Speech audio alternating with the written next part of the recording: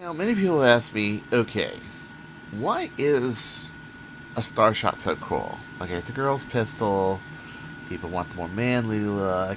People want this. People want that. Bird of Prey legendarily has wings. Why do they have the wings? That sort of thing. Why is a Star Shot shell so much better than, let's say, oh, I don't know, a Nitefinder? Ah, well, today we're going to show you why. Now, put in mind, here's a Nitefinder. It's got batteries in there, right? It was actuated by a half pull of the trigger to get you your light, okay? And then the rest of it pulled back. And you can see it's not exactly very smooth, right? Okay. Well, everybody knows, or unless you've been living under a rock, Bird of Prey is built off a Star Shot. And right when you pull the trigger, ooh, that is nice. Want to know what that is? That is direct trigger pull. One of the cool things that the Star Shot has was a direct trigger shoe. See that? That is direct. Now, that is even sanded down a little, and what it does, it makes it so the trigger catch goes farther down. But with it a little bit higher, it actually actuated this rod higher. But as you can see, the way it's built is you have your trigger catch spring up there. Then you got your trigger right there that slides there. Now you may notice, like for example, on some of these, I make it so that moves. What you do by doing that is, if you want to anchor the trigger shoe a little more, you take this right here and you put a screw and you glue it into that. See? And what that does is it makes it so that the trigger shoe is pinching between this trigger catch and that, and it gives it a little bit of a better trigger action at really high yields. Let's say like 28 or 32, whatever. Nowadays, I'm only using like an 18.5. I don't really need like that much. The Type A doesn't have it, for example, and it's 23 kilograms. But back in the day, I was trying to push some really big spring yields before turf springs came along and basically revolutionized springs. But the trigger itself, yeah, that's it right there. Nice smooth action. No play in the trigger whatsoever. It's extremely nice. Now, another thing you may notice is that shell, that subshell. Wow. People don't realize just how strong just the subshell by itself is. So you got the outer shell, which is this, and you got the subshell. And if you make the linkage between this and the front, where the tube would be, super strong by, let's say, using strips of fiberglass, you've got, you got a monster containment system for a very powerful spring with a lot of pre-compression. On top of that, a lot of people don't like the fact that that's a plus groove. You can sand that part and make it a square if you wanted to, but there's a really good advantage to the fact that the rod is polypropylene. And you may notice I've never changed the rod. It's always been the stock polypropylene rod. Well, on your normal Star Shots, this sticks out about 5/8 of an inch. Okay, by closing it, you got 5/8 of an inch more draw. But also by closing it like that, and you make this hit and the head hit at the same time, you have a plunger head stop system that basically, when this stops, that stops, and it makes it so the forces are better distributed around the blaster. I actually got this idea from the long shot, where like if your timing of the pusher to the end of the pusher cup was exactly the same, you'd have the perfect seal, and you would have the force on the pusher cup and the pusher. Well, this one's on the plunger, okay? So this and that hits at the same time.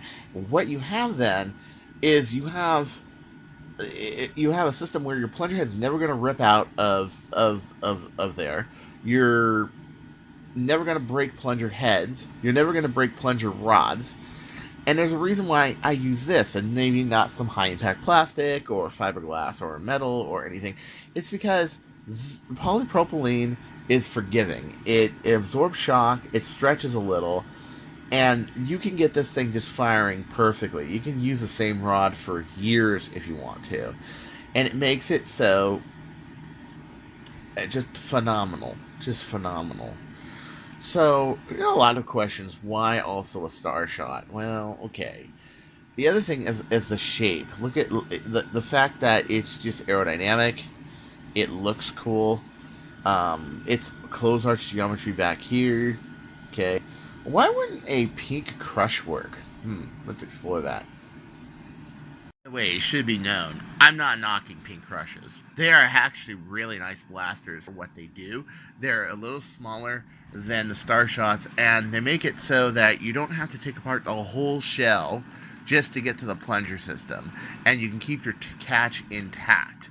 That's nice. It's tempting for some people. People want to do the Bird of Prey mod with a pink crush. Well, you can't do a Bird of Prey mod with a pink crush. Another guy made a blaster called a Raptor. I believe that was Drake the Red Dragon. Made a Raptor off the pink crush. Personally, I like calling this the Raptor. I think that's what it should be. That's what it is. This is really nice in a lot of ways. For example, you can screw that and that in, but it's not by default. Those are not screwed, which is cool because you can choose to move this plunger up and get more draw, or you can choose to anchor these. That is so nice. Okay, you can also glue a piece of 9/16 between here and the AR housing by taking this off and putting that in, and you can make a coupler very easily. Another nice thing is look at this trigger catch assembly. I can have the whole trigger catch assembly assembled in the whole blaster. Take all of this out, right? I can do all this cool stuff. Oh, let me hold on a second. And I can just leave it like that. Isn't that cool? I can service this whole blaster without even taking this out, which would be a really good thing for the Star Shot. With a Star Shot, you basically, if it's Bird of Prey, you have to unscrew, this one way up here, and loosen that one down there, and you have to pry it from the front and move everything out. You can't, it doesn't have the option of just taking the top off. That's nice. You would think that this would be better than a Star Shot. It's not. Let me show you why. For one, the entire bottom plate is on the bottom here. It fits a long shot spring. This, well, you can see, problem. Part of it's on the top and part of it's on the bottom. That's one problem. Number two, the catch is a nice catch, but it's not as robust as this one. This is a really robust catch. It's stronger.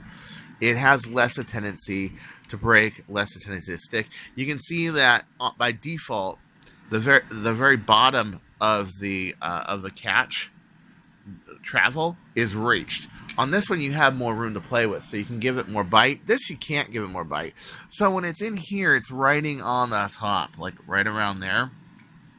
Major drag, because one of the things you can do with a Bird of Prey is you can make this go deeper, and then you can carve your rod out deeper, and that gives you more of a catch area. The other thing is the catch. Okay, look how it's goes from this square here, and then this notches up.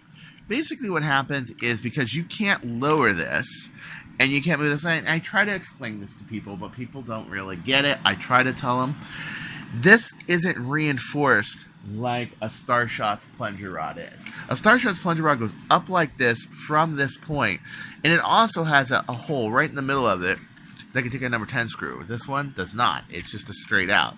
So it makes putting in a large tube in there difficult. Can you put in a large tube in there? Yes, I did make a Star Shot once, Scare Mega 2, which had a large tube. It had an Apollo tube. But the tube went all the way back here and cut into this point right here and here. What is a Pink Crush good for then? Single stock tubes pistols. And nice too. You can take, like, HPI Racing makes a 1.8 by 7/8 11 coil spring. It was called an HPI Hellfire Red. You can use that in the outer spring, and then you can use the red spring as the inner spring if you take these 4 little posts right here and sand them. So you have the red spring in there, you have the other spring out there, and then you use a spring guide. Oh man, unimaginable amount of power. Just really cool. I had the Scare Mega 3. The 3 actually has a longer draw. As you can see, I got the Star Shot plunger rod on there, and it shoots pretty nice. It's pretty powerful.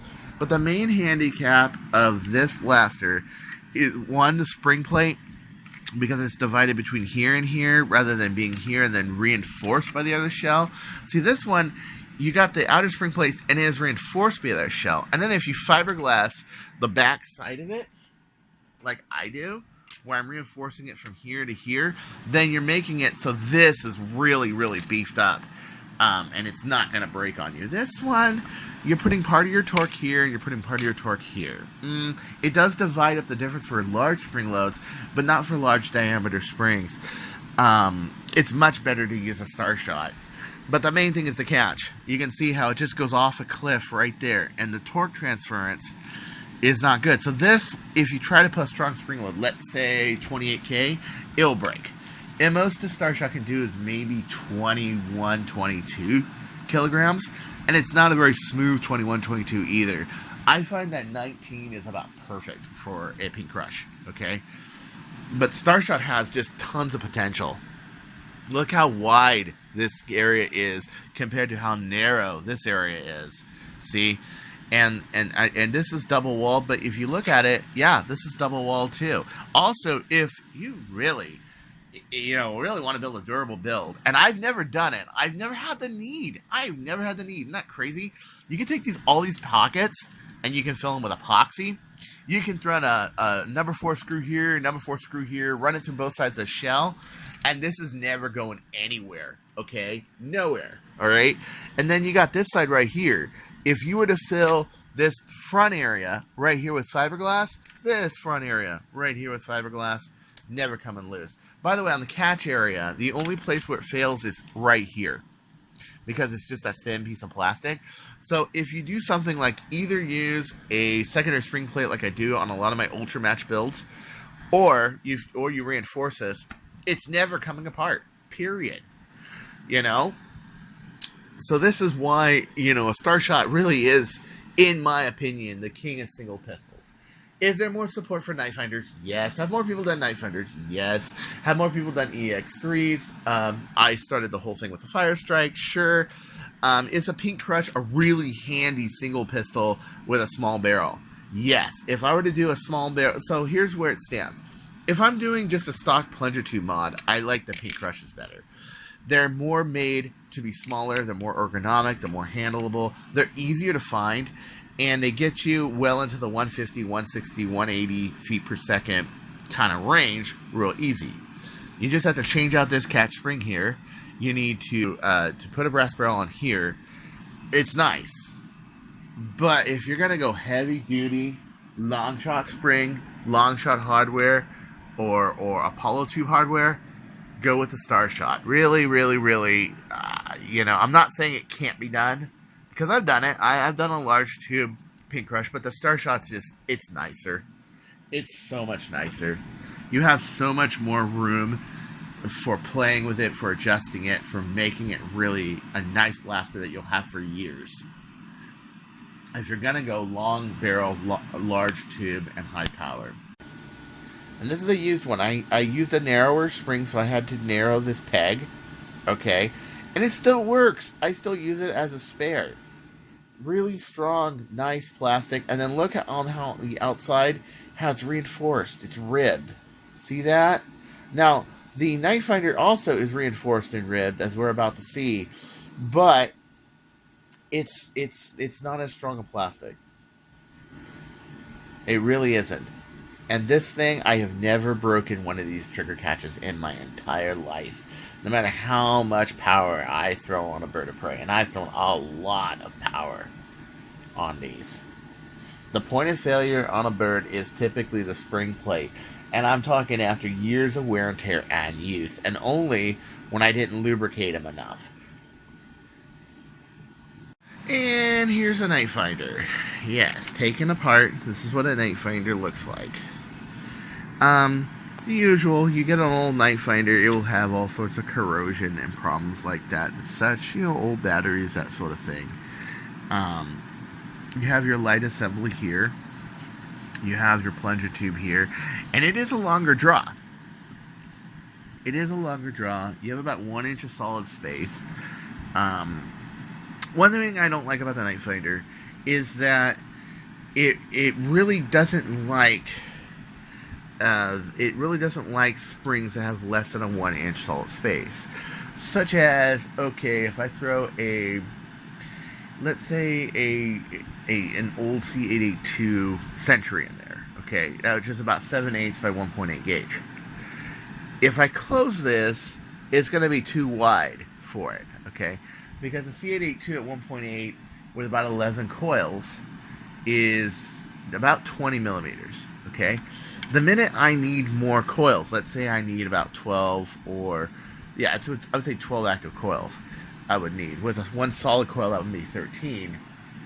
It tends to be a little much. Also tends to be a little much if you throw a K26. If you throw a K26 in here, it has to be shorter and does not have anything. And even if you lengthen the head, you can get the spring to fit in there with no pre-compression. Personally, I like pre-compression. So the problem, what I don't like about the Starshot so much, about the Nitefinder so much, is that it has that problem with the solid space. The other thing I don't like is that the spring plate is real dinky, and even this spring, the spring that came with it, is poking out the front of that spring plate. You see that right there? Yeah. So it doesn't really, the spring plate reinforcement here is smaller. Can you guys see that? It's smaller to the point that this spring, when I prime it, is going to pull. Yeah. So you need another piece of metal right there, like a metal spring plate, just to do it, which isn't a problem. I've done that in the Nitefinders. But you see, it's just the idea that I don't like the fact that you need something like a stampy spring to do it, rather than a ret spring. And also, it doesn't work very well with 1 millimeter or 2 millimeter coils. If I were to throw, let's say, this 2 millimeter by 7/8 spring in here, okay, 2 millimeter gauge. If I had to throw this in here, look how much pre-comp I'd have. But the problem is, I would have to move this rod so far back. I would have to move it probably about 3/8 of an inch back, maybe half an inch. I'd say about half an inch, yeah. And the problem would be I wouldn't have that much pre-compression. And then also, I wouldn't have that much draw. My nice 3-inch draw would turn probably into a 2.5, 2 3/4 draw. And, well, maybe like a 2 1/3 draw. And a Starshot already, with the tube moved up, has a 2 1/3 draw. Okay? And then to move up this tube, okay, here's the other problem. Can you move up this tube from here? No. Not unless I move this tube up to about here. And then put a coupler here. Well, okay, I can do that, right? But why would I want to unless first thing I would do is change this diameter. But can I? Oh, no, it's a little harder to do because your trigger is right there. See that? It ends right here. Nice thing about the Starshot is you can make the tube end right here. See what I'm saying? It's more of a geometric problem and more of a way I tend to build blasters compared to other people. That is the issue. Is that I like to make it so the tube is actually ahead of the trigger instead of above the trigger. See what I mean? So by doing this, by making the tube there, I have all this solid space I can play with when that's in there. That's gorgeous. You can use some really powerful spring loads in there, and plus the default diameter of the inside of a Starshot. Look at that, full ass long shot spring. Watch this, guys. Watch this. See what I mean? If I cut this off here, look at that. If it's a long shot spring, no problem, and the long shot spring doesn't get in the way of the trigger at all. And then it has a little bit of a feature here that keeps the spring from going into the trigger. This little feature here, and I usually make them so the spring, if they pre-compress up, not down. But even if it does, that contour is perfect for a long shot spring. You see that? This is why I use a Starshot. This one, you can't do that. You can make it so that the spring is up here, and you can make your plunger head lopsided so it meets down here, but it really meets up here, and then you can put a long shot tube in it. Yeah, you could do that, but this is a lot nicer. Now I have center draw, I have center pull. I don't have the problems like you have with a sledge fire, where you have like this crooked spring, and then you have the piston going like this. You got straight pull, straight draw, center fire. You have perfect diameter of spring. You cut this out, you cut that out, you cut that out. You put your plunger tube right there, and you can end it right here, and it has exactly enough draw to pull that. Why would I not use a Star Shot? You guys see what I'm saying? And I know a lot of people ask me these questions, but it's only by showing in detail. And then look how much pre-compression you have. By default, my plunger tubes tend to end right here. Okay? So if you look at your stock spring, let me push this all the way back. There we go. Look how much pre-compression I have on a long shot spring. Over an inch. That is a lot of power. So when you have the tube there, then you have the substrate here, the tube tends to end right here. It's like an inch and a half of pre-compression. Lots of good power. Lots of good power. And this is why I choose to go this route rather than go this route. I've seen it successfully done. This has got, at least this one doesn't have like the same color. The yellow ones, they seem to have the catches the same color. At least the blue ones, they have the stronger plastic for the catch. That's nice. That's nice. And plus, these rods are good because they can have 3 inches of draw instead of 2 and 1/3. Yes, but in reality, I don't have any more room to do that in a bird of prey because my tube end's right there. So I'm limited by the tube size. So going bigger is better than going longer, and that's basically what I've done with the Star Shot and the bird of prey. Well, anyway, this is Chris Cartaya talking about why a Star Shot's so cool. Don't you go changing, or I'll find you.